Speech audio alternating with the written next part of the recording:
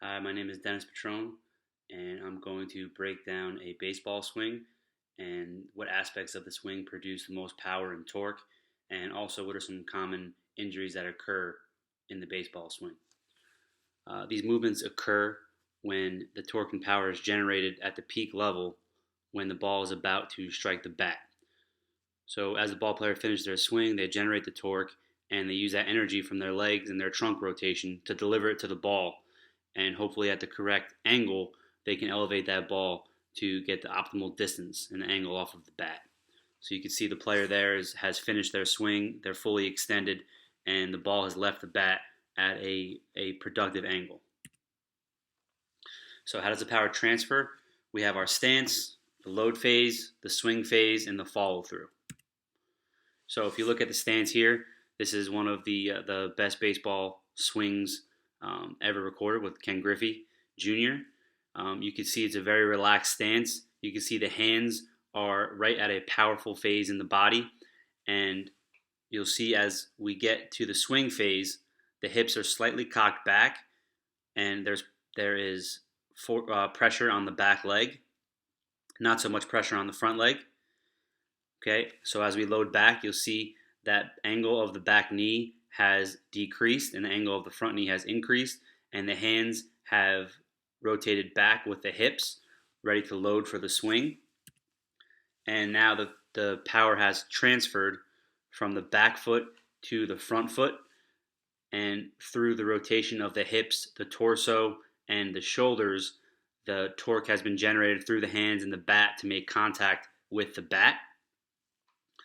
And you can see, we'll talk about this later on, but you can see how the ball is out in front of the plate where Griffey makes contact here, and that's going to be an important aspect of adding the most force and torque and power as we can into that ball.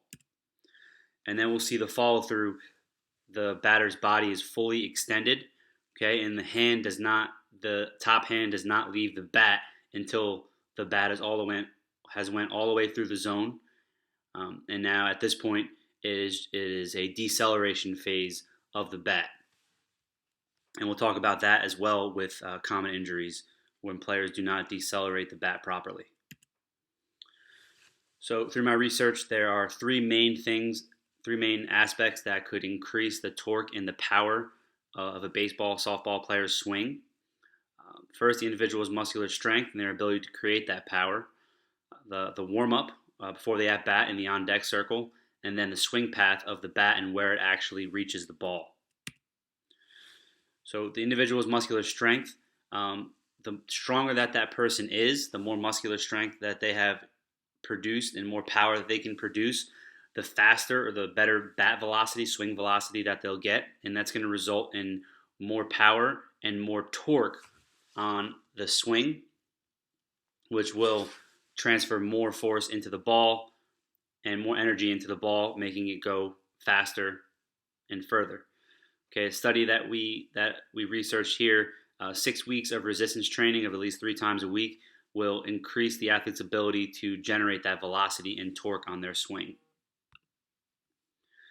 The next aspect is the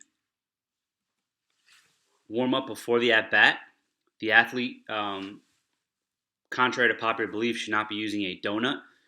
Swinging a bat that is heavier or lighter than the bat that they'll swing in the game has actually proven to decrease the ability to generate velocity and force and torque on the ball. So when you have an athlete warming up, you want them to replicate the game swing with their game bat at that same velocity.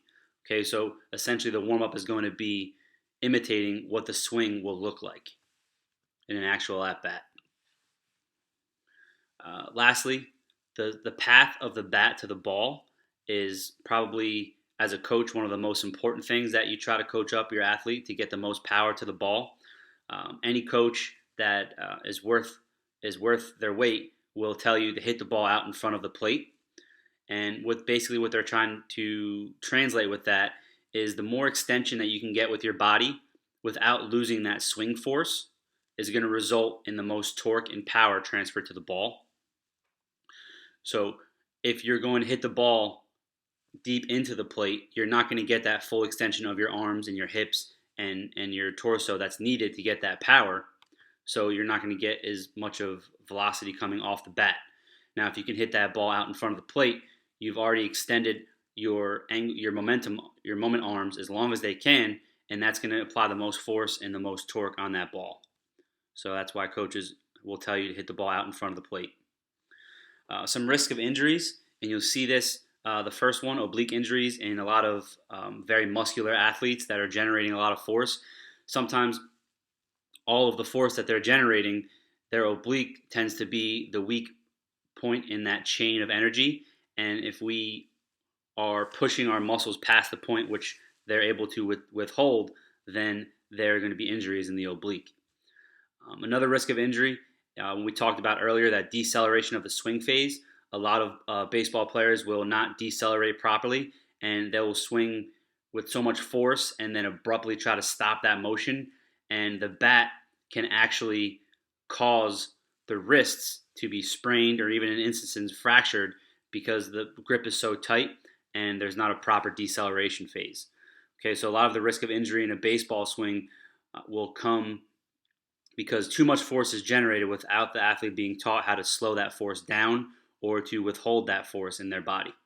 In conclusion, by optimizing the athlete's ability to create force and power with a strength program, and by optimizing the athlete's swing path through the zone, hitting the ball out in front of the plate with optimal extension, and by taking practice swings that are game-like, you can generate the highest force, torque, and power on the baseball.